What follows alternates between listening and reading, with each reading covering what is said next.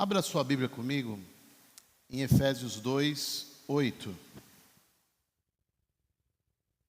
Diz assim: pois vocês são salvos pela graça, por meio da fé, e isto não vem de vocês, é dom de Deus, não por obras, para que ninguém se glorie, porque somos criação de Deus, realizada em Cristo Jesus, para fazermos boas obras, as quais Deus preparou de antemão para que nós as praticássemos. Amém? Existem coisas na vida que dependem muito da forma que é colocada. Interpretações dependem muito da maneira que nós vamos passar. Uma coisa passada de forma diferente dá muitos sentidos. Se você mudar ou alterar a forma como é falado, pode dar uma outra explicação usando a mesma frase, usando o mesmo texto, as mesmas palavras. Uma coisa para a gente começar a pensar sobre isso é imaginar dois pedreiros que vão construir uma casa.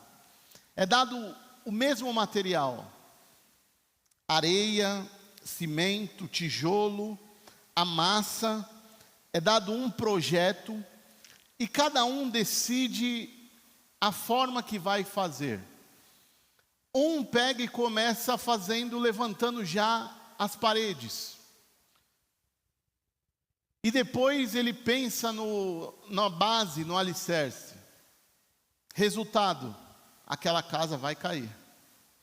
O outro decide começar pelo começo, pela base, que nós todos já sabemos, o alicerce, e depois levantar as paredes. Resultado, essa casa vai permanecer firme. Usaram os mesmos materiais, usaram a mesma força, mas a forma que eles aplicaram aquilo faz toda a diferença.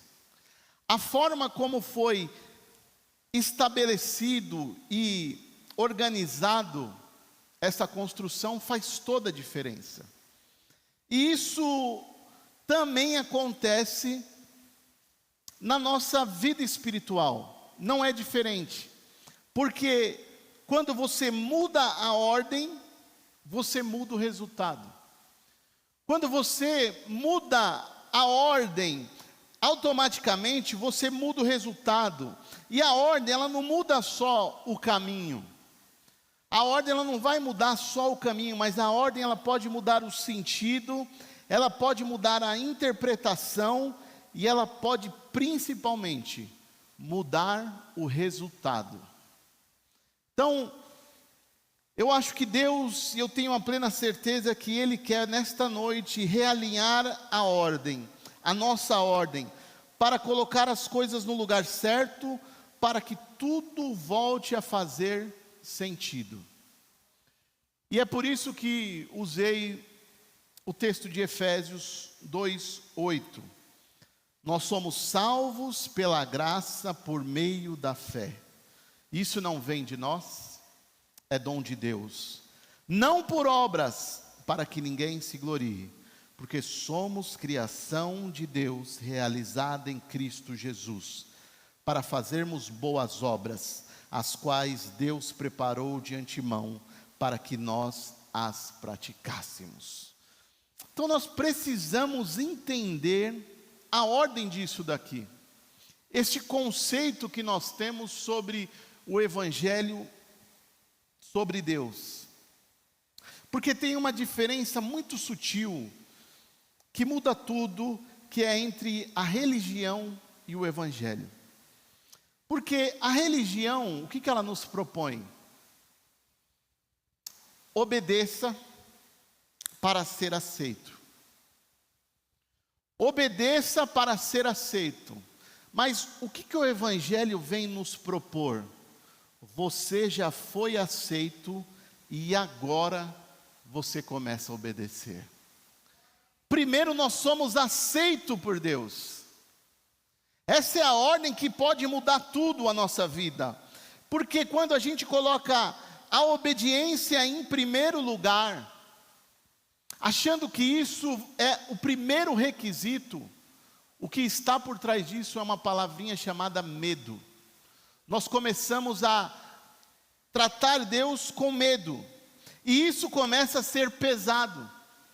É por isso que tem muitas pessoas que estão pesadas, fadadas na religião, não aguentam mais, desistem fácil, porque a ordem alterou tudo.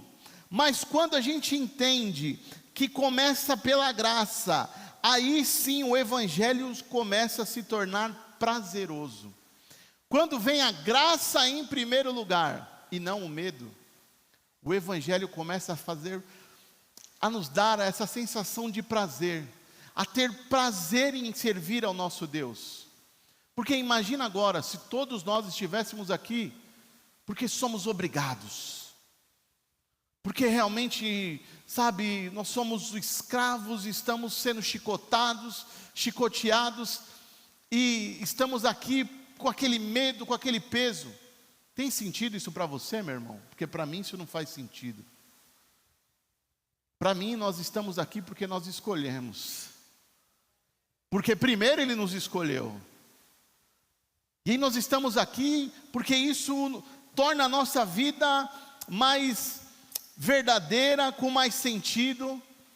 Isso torna a nossa vida realmente no propósito que ela foi criada para ser, que é adorar o nosso Deus, reconhecer que Ele é o nosso Criador. Então muitos vivem tentando conquistar o amor de Deus com esforço e com regras. Mas o Evangelho nos mostra que nós não obedecemos para sermos amados, porque nós obedecemos porque fomos amados primeiro. Ele nos amou. Ele nos amou. Então, para a gente entender essa questão de ordem, que muda tudo, existem dois conceitos básicos, que o primeiro é sobre o moralismo. O que é o moralismo? É tentar comprar o favor de Deus. É achar que, se eu fizer tudo do jeito certo, seguir uma cartilha, Deus vai me recompensar. Se eu fizer tudo do jeitinho certinho, me esforçar, seguir regras, Deus vai me recompensar por isso. Existe uma lógica de troca espiritual. Se eu me comportar bem, Deus me abençoa. Se eu for aquela pessoa boazinha, como eu já disse aqui, né? Às vezes você vai num velório de uma pessoa e fala, com certeza essa pessoa foi para o céu, porque essa pessoa era certinha demais. Nossa, que pessoa maravilhosa. Mas tem um problema, meu irmão, quando a gente começa a acreditar nisso e a viver através do moralismo, é que ele coloca o homem no centro. Ele tira Deus do centro e ele começa a colocar o homem no centro das coisas. Deus se torna apenas aquele juiz que vai medir comportamentos. E ele deixa de ser o pai que acolhe filhos. E para você entender sobre essa questão que, se você olha para alguém e começa a julgar ela, essa pessoa vai para o céu porque ela é boa demais. Olha o que diz lá em Romanos 3, 23 e 24.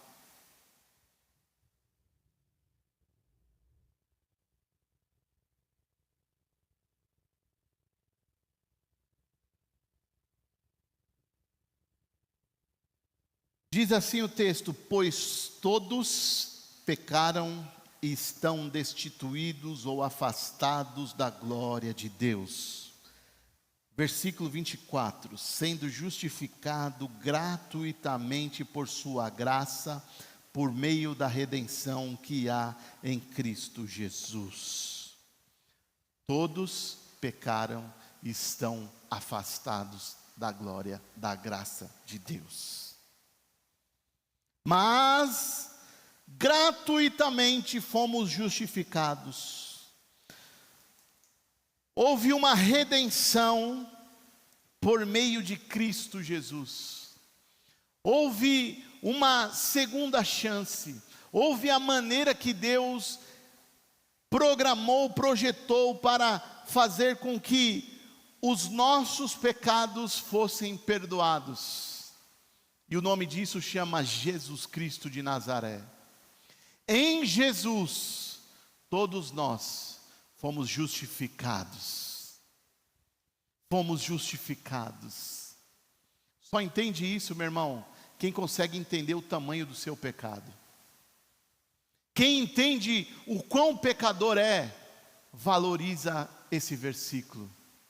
Quem entende da onde Deus nos tirou, o sacrifício envolvido por causa de mim, que fui um pecador, que sou um pecador. Ele morreu por mim no meu lugar, era para eu estar na cruz, mas Ele morreu no meu lugar. Então, meu irmão, o favor de Deus não se compara com boas obras.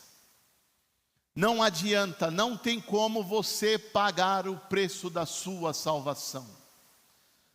Você pode ser a pessoa que pode decidir hoje, viver como um monge. Sabe aqueles monges que se isolam do mundo?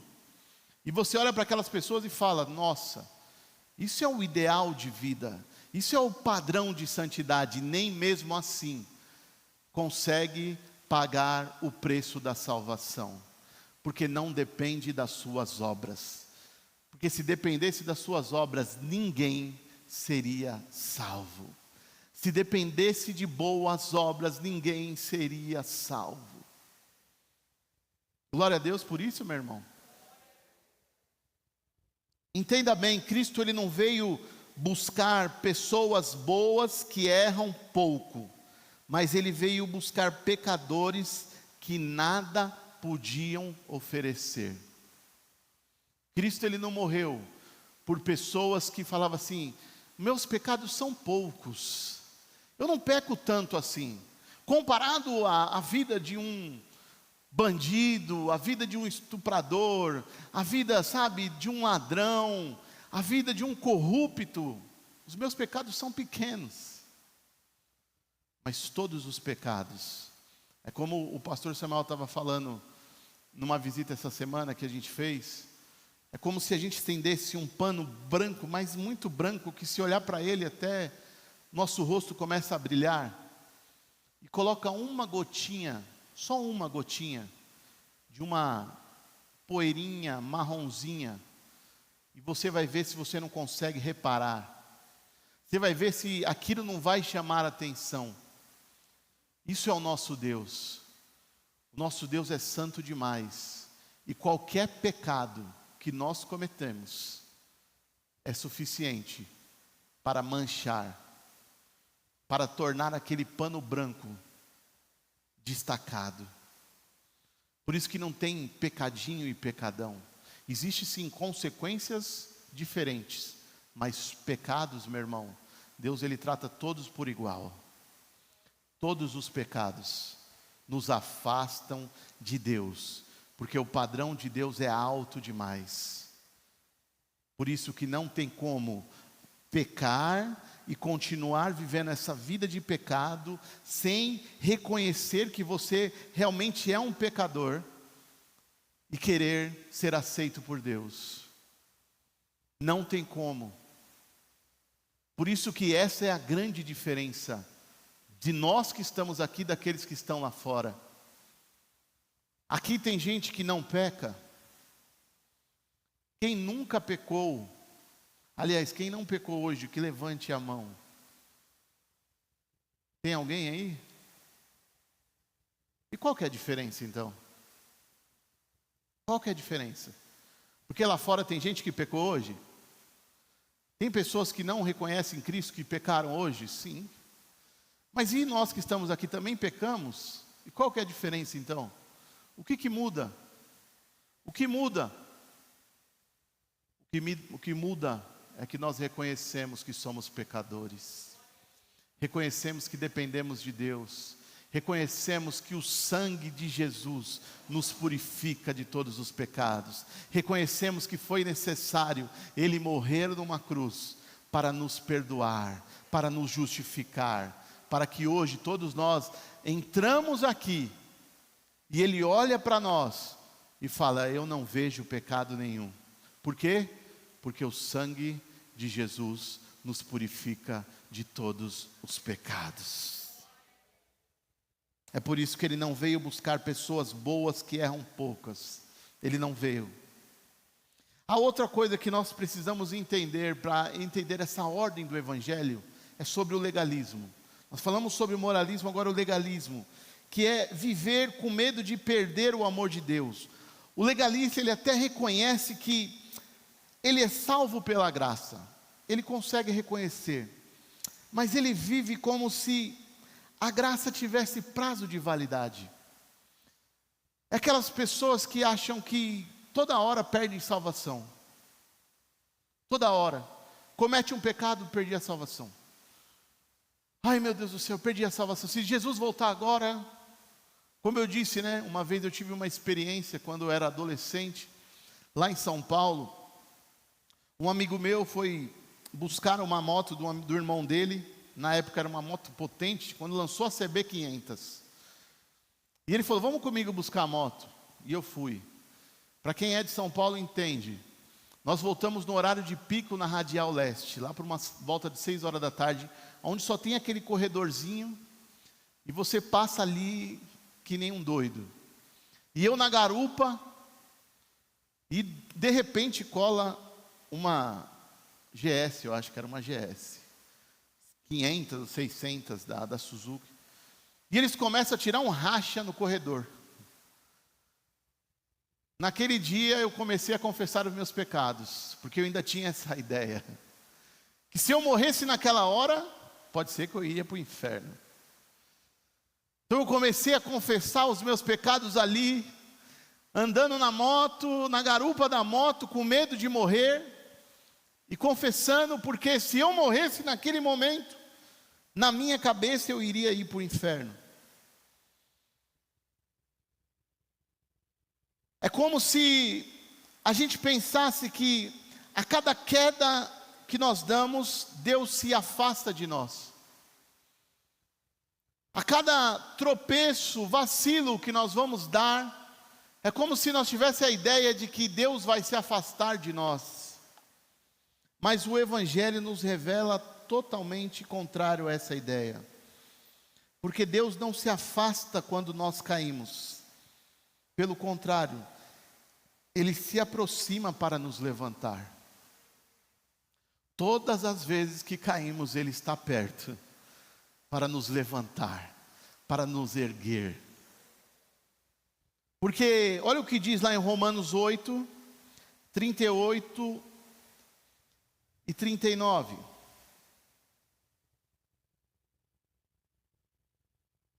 Pois estou convencido de que nem a morte, nem a vida, nem anjos, nem demônios, nem o presente, nem o futuro, nem quaisquer poderes, nem altura, nem profundidade, nem qualquer outra coisa na criação, será capaz do que, meu irmão?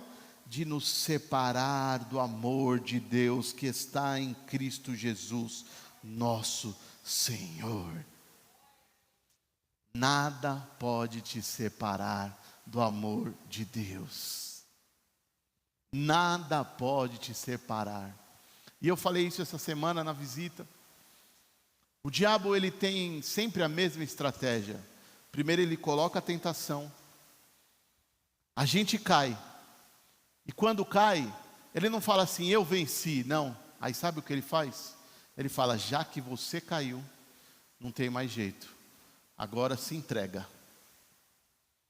Meu irmão, o diabo ele pode até conseguir a primeira etapa, mas ele não tem que conseguir a segunda etapa de falar: enfia o pé na jaca agora e já era, não tem mais jeito. Porque toda vez que você cair, toda vez que você fraquejar, o seu Deus vai te perdoar. Se você reconhecer que você é pecador, que você precisa dele, ele estará pronto, de braços abertos, para te acolher, para te levantar. Então não se entregue. Não é porque você tropeçou, não é porque você deu uma vacilada, que você fala: acabou, Deus se afastou de mim, já era. Não, não, não, não, não. Isso é estratégia de Satanás, porque é isso que ele quer. Ele não quer só te tentar para que você caia, não. Isso daí para ele não é nada. O que importa para ele é quando você cair, você não levantar mais. Aí ele se deu por vencido. Aí ele começa a comemorar e fala: eu venci. Mas não foi à toa que Cristo morreu naquela cruz. Cristo morreu naquela cruz para que toda vez que você cair, o sangue dele possa te perdoar e ele possa te levantar mais uma vez. E você fala: diabo, comigo não. Comigo não, porque eu sou lavado, comprado e remido no sangue do Cordeiro. Então, meu irmão, aquele que foi regenerado, aquele que nasceu de novo, ele obedece, não porque ele teme perder o amor de Deus, mas porque ele foi conquistado por um amor, um louco amor, um amor que não tem como compreender, que nunca vai deixar a gente caído. Eu paro para pensar, eu falo, realmente, o Evangelho é uma loucura. Você tentar entender Deus na sua lógica humana é loucura. Porque que Deus é esse que decide morrer por pessoas que vão menosprezar, que não vão valorizar o sacrifício? E sabendo que iria acontecer isso, sabendo, e mesmo assim ele fala: vale a pena morrer por cada um deles. Vale a pena. Porque é simples pensar isso só olhando para o nosso umbigo. Mas quando você começa a olhar para toda a geração, tudo que já passou nessa terra. Quando você pensa lá em Hitler, quando você pensa lá na escravidão, quando você pensa nas piores pessoas que já passaram, quando você pensa aqui no maníaco do parque, fez muito, né? Todos esses serial killers, todas essas pessoas doidas, Cristo morreu por cada um deles. Não é loucura isso? Porque se eu tivesse no lugar de Deus, eu não morreria. Eu ia falar: vale a pena? Vale a pena morrer por isso? Por esse tipo de gente? E ele fala: vale a pena. Vale a pena. Eu sei que eles não vão, muitos vão me abandonar, vão me rejeitar. Aliás, Jesus acabou de morrer na cruz. Já tem gente que andou com ele, conheceu ele, foi amigo dele, tentou defender ele e nega ele 3 vezes. Passou algumas horas, alguns momentos, e um fala: nunca conheci, eu não sei quem é, não vi. Acabou de acontecer. Pessoas que viram os milagres que Jesus fez, e mesmo assim negam Jesus. Só que ele fala: vale a pena morrer por eles. Fala para mim, isso não é um louco amor? Isso não é um amor extraordinário? Que amor é esse? Que amor é esse que decide me amar, mesmo eu sendo pecador?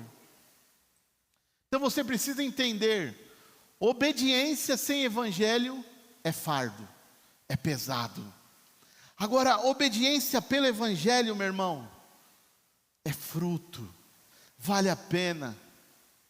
Obediência através do evangelho, através da boa notícia, vale a pena. E o que é esse evangelho? Qual é a proposta do evangelho? O que o evangelho vem nos propor e colocar em ordem aquilo que tem um padrão para ser seguido, para não dar errado. O evangelho, ele nos faz obedecer por amor e não por troca. Nós obedecemos por amor, não por troca, não porque queremos algo em troca. Nós obedecemos porque entendemos esse louco amor. Entendemos que ele morreu, mesmo eu sendo pecador. É por isso que eu obedeço. Não é porque ele tem algo a me dar. Porque senão, meu irmão, a gente ia ser muito mesquinho, né? A gente não faz isso com os nossos filhos. Os nossos filhos, na hora que quer alguma coisa, vem, fala até mais doce, né? Ô pai, que é isso, eu te amo tanto. Você já conhece, você já sabe. Você fala: o que você está querendo? O que você está querendo? Mas no fundo, a gente sabe que os nossos filhos nos amam, sim ou não? E é por isso que a gente tem prazer em dar as coisas aos nossos filhos. Porque nós sabemos o amor e é recíproco. Agora imagina se nós todos estamos aqui só porque Deus tem algo a nos dar em troca. Só estamos aqui porque estamos interessados em algo que Deus pode nos dar. Então nós não entendemos nada do Evangelho. Então realmente a ordem está totalmente invertida. Porque nós temos que amar a Ele, porque a gente entende o amor dEle. A gente entende a proposta do Evangelho. Porque Jesus nunca chamou ninguém para negociar com Deus. Ou Jesus chamou alguém para negociar com Deus. Jesus é um intermediador que nos ajuda a negociar com Deus. Sabe, é como se você fosse num leilão e tem a pessoa ali que está ali, quem dá mais, quem dá mais, você acha que Jesus é isso? É o leiloeiro que está ali vendo quem dá mais, quem pode dar mais. E aí ele fala, opa, esse merece, ganhou, bateu o martelo. Não, Jesus não é isso. Jesus não veio aqui para negociar a nossa vida com Deus. Ele nos chamou para nos relacionar. Ele chamou pessoas para um relacionamento com Deus. É por isso que quando ele encontra os primeiros discípulos, ele fala, larga tudo, abandone tudo, porque eu tenho uma proposta, eu tenho uma maneira diferente de viver. Eu quero que vocês comecem a caminhar, relacionar, viver comigo. Abandone tudo e comece a andar comigo, porque eu tenho algo para mostrar para vocês através de um relacionamento, de como é realmente ser humano aqui. E relacionamentos verdadeiros, que não vão se basear no medo, mas vão se basear principalmente no amor. Então, meu irmão, a obediência, ela é o resultado da graça, do favor imerecido, de algo que não merecíamos e ganhamos. Então, através disso, nasce a obediência, da graça, do favor, do presente, da dádiva. É o fruto de um coração que entendeu que já foi aceito por Deus. Você já foi aceito por Deus, meu irmão. Ponha isso na sua cabeça de uma vez por todas. Você já foi aceito por Deus. Cutuca seu irmão e fala para ele, você já foi aceito por Deus. Por isso que o Evangelho, ele não vai dizer obedeça para ser filho, mas ele vai dizer obedeça porque você é filho. Você já é filho. É por isso que você obedece. Você já é filho. Você não está obedecendo para tentar ser filho. É como querer ser adotado à força. Imagina, alguém bate na sua porta e fala, não, eu quero ser seu filho, eu vou te obedecer hoje. Você nem sabe quem é. Mas é o contrário, meu irmão. Deus já te aceitou como filho. Ele já falou, você é meu filho. E por isso que nós obedecemos Ele hoje. Essa é a ordem que muda todas as coisas. Para a gente concluir, meu irmão, talvez você chegou aqui hoje vivendo dessa forma, dessa maneira, com esse entendimento, achando que realmente as coisas são assim, através de barganha, através de obras, e você está tentando de todas as maneiras servir a Deus, e está difícil, e até agora você não conseguiu, e você às vezes está pensando até em desistir, porque você está vivendo nessa ordem ao contrário. Então você está já se cansando de tentar merecer o amor de Deus, mas o Evangelho, ele vem te lembrar, você não obedece para ser amado, você obedece porque foi amado. Você foi amado, você é alvo do amor de Deus. Então Deus não está esperando de você perfeição, porque Ele sabe o que você pode dar. E o que você pode dar? Nada. Quando a gente entender isso, as coisas mudam. Eu não tenho nada a oferecer. A gente canta isso, né? Sou um pobre cego, nada tenho. A gente canta aqui, ó. Nada tenho a oferecer. Eu não tenho nada para oferecer. eu só quero reconhecer quem Tu és. Eu só quero me render a Ti, porque eu sei que eu não tenho nada para Te oferecer. Se dependesse das minhas obras, se dependesse das obras de cada um aqui, essa igreja teria fechado, porque nós não temos nada para oferecer ao nosso Deus, nada. É por isso que nós nos rendemos a Ele, por isso que nós realmente obedecemos, porque nós sabemos que não podemos dar nada, nada. Não é as minhas obras que vão fazer com que eu alcance a salvação, não é. Mas é quando eu reconheço, é quando eu me rendo, é quando eu paro de agir no meu braço, na minha força, e me entrego totalmente a Ele, que aí as coisas começam a fluir. Aí eu começo a entender o que é o Evangelho, o que é a boa notícia, o que é a boa nova. Então Deus não espera realmente de nós essa perfeição, mas Ele espera filhos que vão corresponder à graça, ao favor, ao presente que Ele nos deu. Ele espera isso. Então, meu irmão, a partir deste momento é que obedecer deixa de ser peso e se torna prazer. Quando eu reconheço que eu não posso dar nada, quando eu reconheço que eu sou falho, sou pecador, quando eu reconheço que se dependesse das minhas obras, a gente já teria parado por aqui. Aí sim eu começo a entender, opa, Ele me aceitou, Ele morreu na cruz, Ele me amou. E aí obedecer começa a se tornar um prazer, porque eu vejo quem o meu Deus é.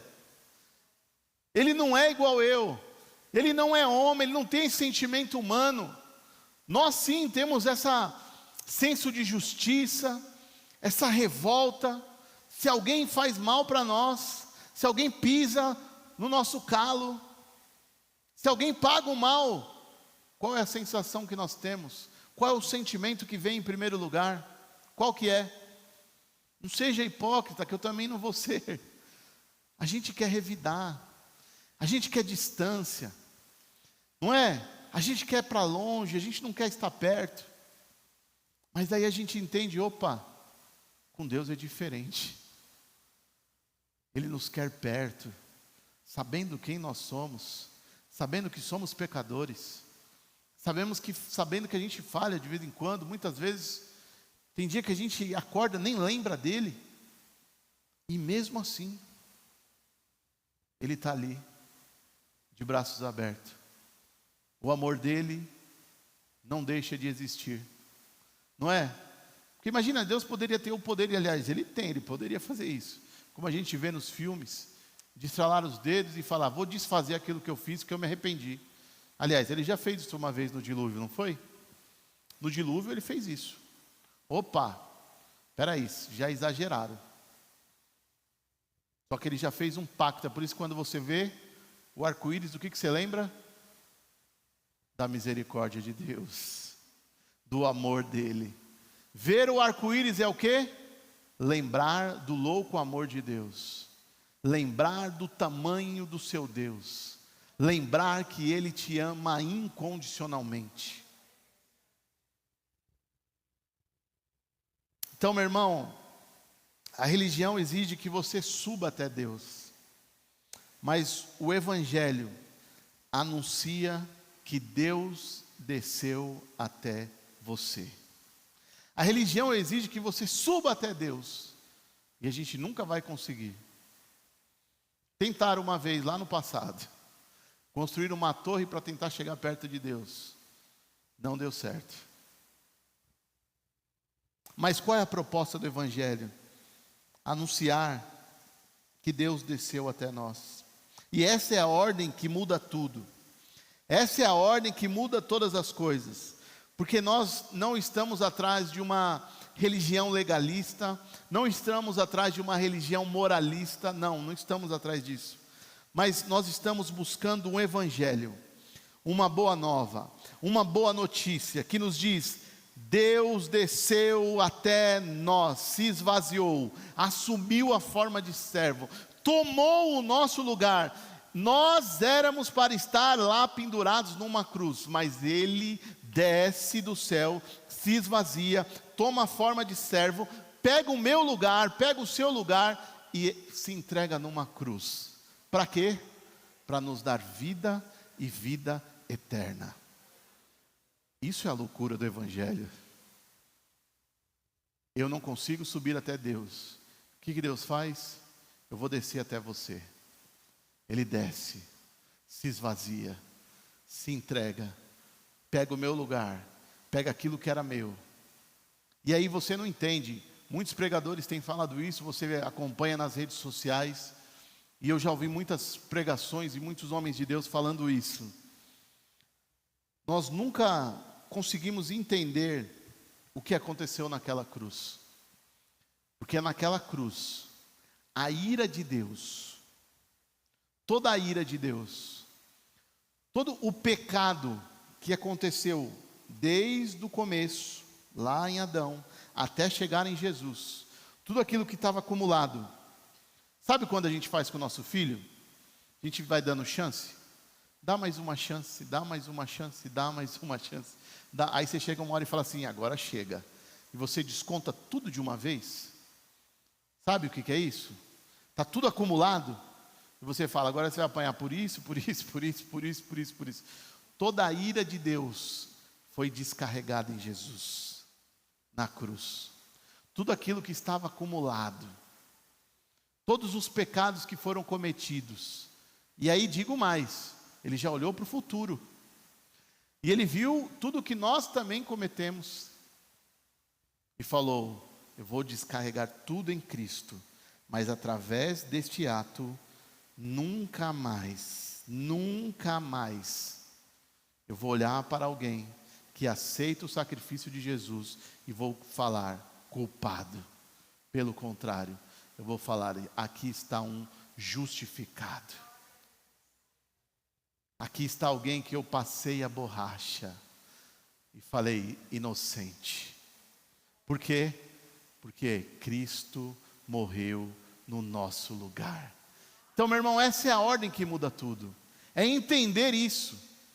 É construir a nossa vida espiritual baseada nesse Evangelho, que muda todas as coisas. Que não é um Evangelho que nos propõe, olha, você precisa dar tanto, você tem que fazer isso, você tem que subir uma escada de joelho, você tem que andar não sei quantos quilômetros, não é nada disso. Aqui é anunciado, através do Evangelho, Cristo sofreu no meu lugar, não tem nada que eu possa fazer para consertar o erro que eu tinha cometido lá no passado. Hoje eu só tenho que aceitar, Cristo morreu no meu lugar, e por isso que eu obedeço, e por isso que eu amo, e por isso que a minha vida agora é dele, e por isso que agora eu não vivo mais para mim mesmo, é por isso que agora a minha vida é só para glorificar o nome de Jesus. Então, meu irmão, para você sair daqui hoje, pare de negociar com Deus. Chega de negociar com Deus. Pare de colocar Deus na parede. Receba já o que foi pago lá na cruz. Já foi pago. Já foi pago.